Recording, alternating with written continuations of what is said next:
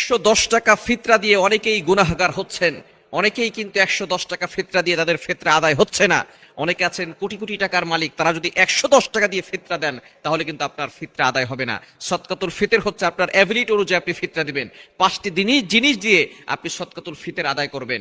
আটা, জব, খেজুর, কিশমিশ, পনির, এই 5টি জিনিস দিয়ে আপনার এবিলিটি যদি হয় পনির দিয়ে দেওয়ার, অর্থাৎ আপনি কোটি কোটি টাকার মালিক, আপনি পনির দিয়ে আপনি সদকাতুল ফিতর আদায় করতে পারেন, সেই অ্যাবিলিটি আপনার আছে, কিন্তু আপনি দিচ্ছেন আটা দিয়ে 110 টাকা, তাহলে আপনার এই সদকাতুল ফিতর আদায় হবে না।